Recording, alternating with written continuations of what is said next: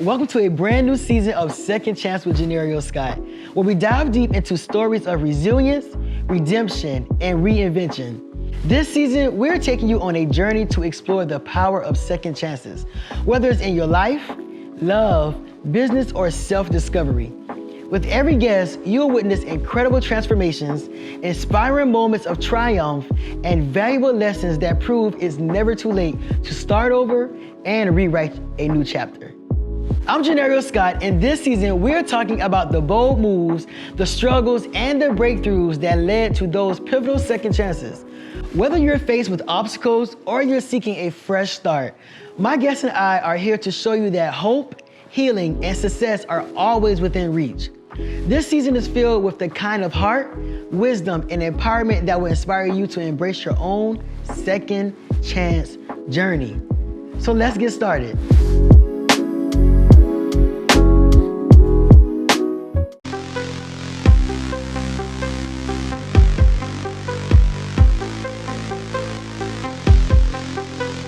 Today on Second Chance with Johnerio Scott, we are thrilled to welcome a trailblazer, advocate, and true inspiration, Toni Bryce. Put some respect on it. As an actress, community health advocate, and trans activist, Toni has shattered barriers and made history, becoming the first Black woman of trans experience to have a speaking role in the Marvel Cinematic Universe with her performance in She-Hulk, but her impact extends far beyond the screen. From leading HIV prevention and PrEP awareness campaigns to creating transformative programs for the queer and trans communities, Toni lives by her powerful creed to be of service. With a Bachelor of Science in Hospitality and Restaurant Management from Missouri State University, okay, some more respect. Okay. And a legacy as the legendary mother, Toni Louboutin, in the Kiki ballroom scene. Toni is on a mission to unify communities and cultures. She's here to share her journey, her triumphs, and how she continues to use her platform to empower and educate Black women of the trans experience and regarding HIV preventions through her work with the Black Women's Health Imperative. Get ready to be inspired by Toni Bryce's second chance story, y'all, of resilience, advocacy, and groundbreaking success. Toni!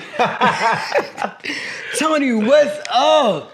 Child, I'm here. Listen, we was talking behind the scenes and we tired. Been a long weekend. But we here. But I'm here, I'm blessed. Yes, holiday season. Yes, we're in holiday season. It's the end of the year, it's that time. Listen, you look festive. You know, I was like, what am I gonna wear? And I was look like, festive. Why not put on a fur? Put a little fur, a little 1-2, nothing much. Very, very much who I am to be in a fur. Yes. Very much that. So speaking about who you are, who is Toni? Ooh. Who is Toni? I am a Black woman of trans experience. I'm a college graduate. I'm a daughter. I'm the oldest of 5. I am a history-making girl, as y'all just heard in that intro. But also in my family, I was the first to go to college and graduate from college as well. Yeah, I'm a lot of stuff. I'm a ballroom legend, a ballroom mother. Yes. I'm a advocate within the HIV prevention world. So yeah, I do a lot. Girl, how do you rest? I ask that question a lot. Because how do you balance and show up for everybody? Listen, God know my heart. I know that's right. I guess he gave me the capacity and bandwidth to do it. He gave her the vision and the provision. My God. Hey, so as you know, on Second Chance with Johnerio Scott, we discuss our journey of personal triumph and resilience. A lot of people don't understand how we got to where we are. They just see the glitz and glam, you on the shows, you acting, you in the ballroom, racking up the awards. So it's like, how did you become the individual that you are today? Well, through a lot of trauma. Are we all birthed out of, or, yes. our greatness is birthed out of some kind of trauma that we had to heal from and move forward from and grow and learn from. So I would say that first and foremost, but I also would say just being a person that didn't want to repeat the same cycles. I wanted to be a person very intentional about breaking generational curses. And always trying to be a person to set an example of what it looks like to get out of your circumstances and like to make the best out of life. So yeah, I think those are have been my main motivating factors that keep me going, that keep me inspired to continue to do what I do and take up space wherever I can. Right. Yeah. Has there ever been a time that you've been in a new space and not only did it feel foreign to you, but you being in that space to others was foreign to them? And how did you handle that? Yes, actually. Rather recently. Really? Let's talk. Well, let's talk. And I'm going to talk about it because I don't care anymore. I, as a Black woman of trans experience and college graduate, was interested in being in a D9 sorority. And so I went on this journey for about 4 years of being an interest. Yeah. And they weren't used to that because a lot of sorority life and fraternity life is dealing with cisgender people. Their sexual orientation is up, whoever. Right. Like, is that anybody's business? I mean, even gender identity, as long as you're a man or woman, right? So I thought. And a lot of times they have these affirming mission statements or diversity statements to feel like, oh, we're inclusive. And so I went through a 4-year journey of being an interest of an organization just to come out at the end and be discriminated against. And nobody did anything about it. And so I think I've been trying to be silent because of the whole discretion thing in that particular world. But at some point you get tired of protecting the oppressor. Right. Because when you're silent about what oppresses you, they think it's okay to continue to do it. Yep. And that's what I'm not going to do anymore. It's not going to be fixed. Yeah, and so I think that was the most recent thing because what I found myself doing was trying to hide myself, make myself smaller so I wouldn't be seen, because if I was seen, then they were going to deny me access. And they did it anyway. So it was like one of them situations where, damned if you do, damned if you don't. Right. Disclose, don't disclose. Like, I'm going to live my best life. Right. And part of me living my best life is living in my truth. So that's how I also became who I am. So I would say that's probably one of the most recent things. They weren't used to seeing a Black woman of trans experience occupy that space. And I wasn't used to being in this space. Really, after graduating college and also leaving my corporate job at some point, I wasn't used to being in that space either. So it was a learning lesson on both sides. Yeah. So how do we, and I say we because we all exclusive, we fight, each other fight. How do we make the spaces safe and more inclusive, not only on paper, but in action when it comes to women, Black women of trans experience, or just women of trans experience and cisgender women? I think you got to see people's humanity. Like, people are, before we can think about gender identity or sexual orientation or, whatever, what is your job and career and all of this, like, I'm a human being. And I feel like we have to see each other's humanity first and find value in that because, as I always say, we're all spiritual beings having this earthly experience, and we are more alike than we are different. And so I think, to me, that's the key with seeing people's humanity. But I think so many times people want to be so removed from certain things. They don't want to feel like they're a part of certain things. And it's just like, I think it's a driving force in why we're so divided and why... Definitely. The times are the way they are. Well, honey, guess what? Y'all just missed a gem. It did. Y'all did. Don't come back. Well, do you want to come back? No, I'm done with it. Well, don't come back. Yeah, I'm done with that. Well, other spaces that you are occupying and well at is the ballroom scene. Well. So how did your love, did you just fall into it, or it was like part of your journey as well? So I grew up in St. Louis, East St. Louis, Illinois, and St. Louis, Missouri. And I knew about ballroom early on, even in middle school. But for me, I was like, I'm not being a part of that. I'm gonna focus on my education. And so I did do that. In my graduating year, 2000, 09. '09. Well, I was okay. So hold on. How do I put this? So it was 2009, but I have to tell the story where it was really HIV prevention. Okay. And ballroom met. That's when They met each other halfway, right? And so I was in musical theater. I watched this movie at the time because I hadn't seen the show called Rent. Watch it if you haven't. I need to watch it. And it was amazing, but it changed my life in the sense of like, I didn't know like the shoulders that we stand on today as trans and queer people, especially in the HIV prevention world, like we stand on so many shoulders of people who didn't have access to the things we have access to today. And so that's really what that movie is kind of showing you about, part of what it's showing you. And so that, then me already knowing ballroom, there was this one figure or person by the name of Icon Luna Khan. Okay. And Legacy at the time. And I was just so inspired and motivated by him because his story, and it's public, so I can say this part. But he contracted HIV at a very young age. And he was a part of that generation in the 80s where like a lot of people were passing away due to complications, due to people not knowing what was going on. And he was very young, and he went on to like do something with his life. He wanted to be a photographer because he said he wanted to be remembered. Like if he was to, pass away, I want to be remembered. And so he filmed, he had a YouTube channel. And so I just did so much research on him. And we eventually connected. And he brought me into his house, the House of Legacy International in 2009. And that was the origins.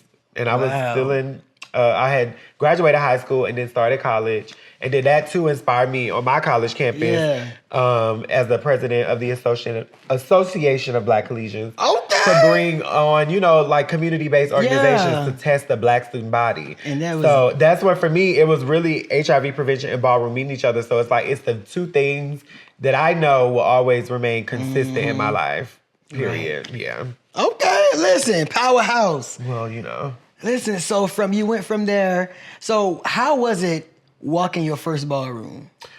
Or your first ball?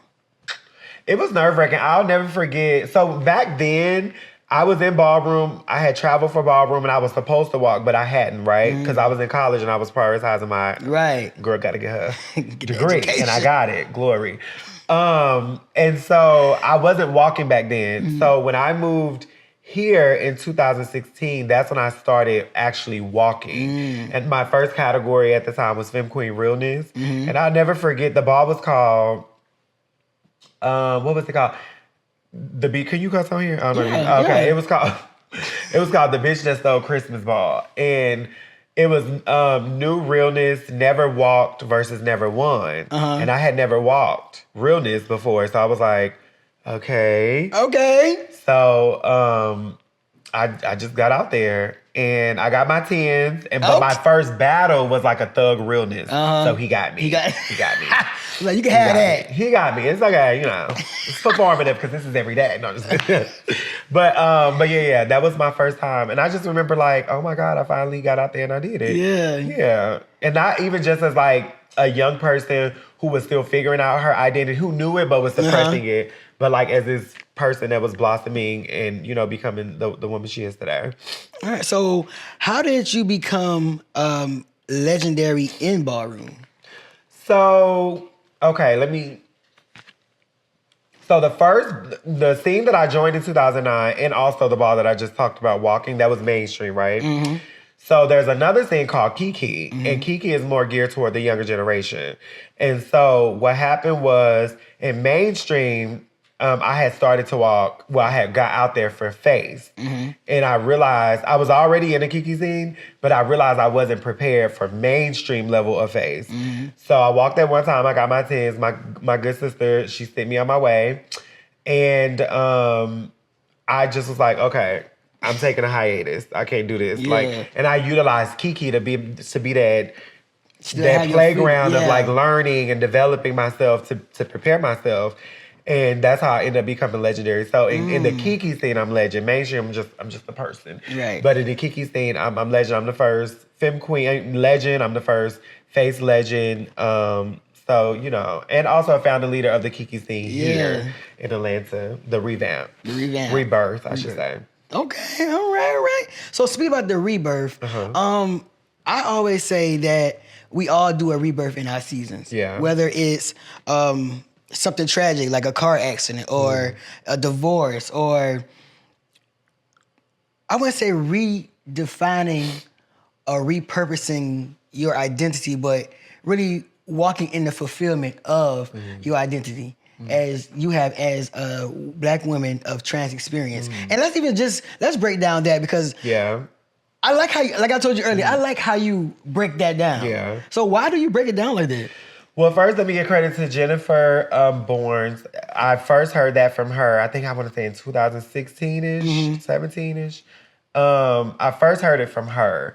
And the way I describe it and the way I talk about it is how you meet me, right? Yeah. You meet me as saying a Black woman. You meet me as saying Black. Okay. A woman. And then if you do know that I'm trans, you'll know if my experience is that of a transition or not. Maybe you know, maybe you don't. And if you don't, then, I might tell you later if it's that kind of interaction, right? So that's how I describe myself, a Black woman of trans experience, a Black woman of trans experience. But I'm also intentional about it too, because a lot of the world will sometimes be like, oh, that's a woman, that's a trans woman. And they try to separate us. And I'm like, we have different assignments at birth, and that's something we can't change, right? And we acknowledge that. That's what makes me a trans person, period. But we're more alike than we are different. We taking that with us second chances, all right? And so I feel like the safest place for a kid is to be in a home where they're not policed and they can just be expressive in whatever ways and discover or find whoever they are, right? Yeah. So that's one. Wait, what was the question? Because I had lost my train of thought as I was talking about that. It was what was the most empowering part of your journey and what challenges? There we go. Okay. So I had to break that down first. Yeah. So because of that, I grew up in a household that it was policed. And so I suppressed a lot of who I knew myself to be. Right. Because to me, my journey is spiritual. Like, my spirit was placed in the body that it was supposed to be in, and I am who I am. Because if I say that I'm in the wrong body, to me, this isn't a blanket general statement, but if I say I'm in the wrong body, to me, it invalidates trans people and that we're not meant to be here. So I don't feel like I was born in the wrong body. I feel like I'm exactly these where I'm gems and this supposed to be. education that Toni is giving. Because we're valid. But my year of 2012 was, I remember I was in college, I was doing Missouri State Gospel Choir, loved it. And I had just got so fed up with the religious stuff. And I was at a conference and I said, God, I know what I have to do to be happy. I was like, but upon me making the decision to live in my truth, I need to know that you still love me. And so I was at a conference and I'll never forget this woman that I didn't know. She came up to me. She was just like, I just want to let you know that God is telling me that God still loves you. And I was like... Shut up! That was the confirmation I needed. And I remember just crying. I remember going back home. Oh my, that just brought tears to my eyes. I know, it's crazy how that happened. And I remember I went back home, I wrote letters to everybody in my life that I felt like hurt me or contributed to that suppression of who I knew myself to be.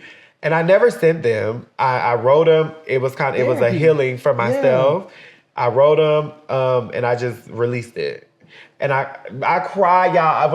When we talk about heartbreak, I literally felt like my heart had broke. Like I needed it from all of that trauma and pain. And I literally felt my heart break. And then it was from that moment where I was just like, okay, I left the religious side of things alone. And I was like, I'm going to live by 3 principles. My principles were to live in my truth, to find my purpose, and to be of service, which is why my motto to be of service, anything I can do to be of service, because I feel like that's truly, as a spiritual person, that's truly what we need in the world. We need people who are going to serve other people, not the judgment, not the condemning.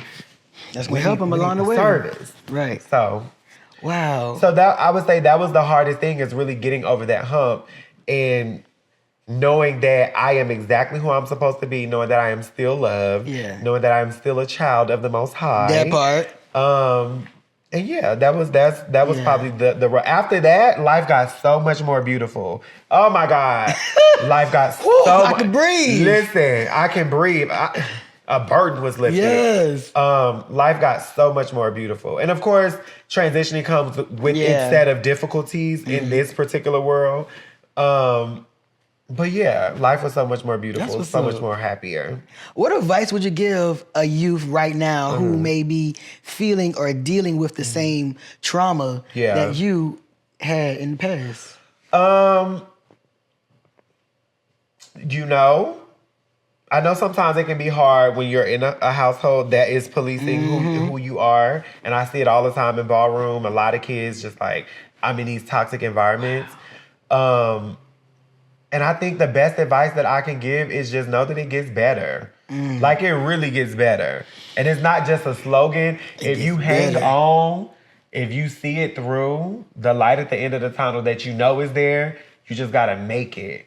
You just gotta make it. You just gotta make it. And when you make it, it's gonna be fab. Ooh. It's gonna be fab. And if you need help, check out P-Valley, The Shy, and the Marvel movie that you was in. She-Hulk. And you will see that it gets better. It really gets better. Honestly, it gets so much better. So before we go, how did you jump into the creative side of entertainment as an actress? Well, when I was in high school, my first 2 years was spent at a high school that didn't have theater. But then I switched high schools because that high school lost its accreditation, and that high school had a theater department. And that really like changed my life. Because, as a kid, you're like, I want to be a teacher. Then I thought I wanted to be a therapist. A psychologist. Like, I wanted to be a principal. All of that kind of stuff. I thought I wanted to be a bus driver. Hello. Shout out to Mimi if you still out there. She was my bus driver. I can say, y'all get on this bus. Wait. So how'd you get into... There we go. Yes, that. And so I went to that high school, McClure Senior High School. I joined the drama club, Troop 787. And it just... From there. Changed my life forever, honestly. It really did. And when I went to college, I didn't do any acting necessarily like on film or on stage, but what I did was I did a lot of hosting. So I hosted award shows, conferences. I did a lot of the student planning. And that's in terms of acting, I'm like, well, I didn't do any acting, but I'm like, well, I did. Because I was on stage. And improv is a part of that. Got you. Improv is a big part of acting. Yeah, it's really a big part of acting. And when I moved here in 2016, it's just, that's how I knew that, like, I was in a corporate environment where I was trying to make that work. I was a college graduate. I'm thinking, let me use my degree. I'm in the vacation tourism world. And it was just not working. It wasn't working for me. And soon as I was like, let me go after what I know, what is my passion. Because I think I was trying to go after stability versus the passion. And baby, sometimes it ain't stable. You preach to the choir. Listen. So yeah. So as a Black woman of trans experience, how has that journey been in film? It comes with its set of challenges, right? I think a lot of us sometimes as actresses, because a lot of people I think would naturally want to say, oh, that's a trans actress. But I'm like, no, I'm a trans person. But I'm an actress, just like you. And the things people say, and the reason why I say that and have to be intentional about that is because a lot of times in the industry, they will only think, well, we can't hire a trans person unless it's a trans role. Right. I'm like, no, I can be the friend. I can be the clerk down the street. I can be the teacher. Like, it doesn't have to be about gender specific for an actor who is trans to play that role. And I think that's been the most frustrating thing. But the most beautiful thing, I think, is just to see us having the experience and the visibility that I know that we deserve. So I would say that's probably the pro and the con of it all. I like that. Yeah. But I'm blessed. I'm grateful. Blessed. blessed and going. So what is one word that you would use to describe your second chance story? Over. Why OVAH. The queer way to say it. Because honestly, it's really kind of a twofold thing, right? Over, if we look at it in like terms of like proper English, that part of my life was over. The before. And now the latter is over, darling. The AH. The ah. So yeah, I'll say over. Okay. And have a double meaning to it. Yeah. I like that. You know? I like that. Okay. Last. So, what legacy will Toni leave behind? I think being a mother, whether I have biological or chosen children, being a history maker, because baby, when you make history, they can't erase that. At all. Try. But I think also more importantly, like just being a good person who's consistent and showing up. She was always or has been somebody that showed up no matter what. Whether I was tired, whether I was over it, whether I didn't even like the person necessarily, but just continued to show up for community. I like that. Yeah. And what would you tell your future self? Like the self that I'm heading towards. Oh, I like that one. You know, usually it's from young to now. Yeah. Oh, don't dumb down yourself. Take up space. Yeah, I would say that to me. I like that. Toni came not to play, but to give it to you all. Listen, Toni, I want to say thank you so much for finally coming to sit on this couch with me. Yeah, I know. It's like, I'm having surgery and so I'm finally here. You did that. You know, we're going to talk about the surgery on our next season, our next episode. Okay. But thank you so much, and I have a gift for you. Oh, you know, like gifts. Yes, listen.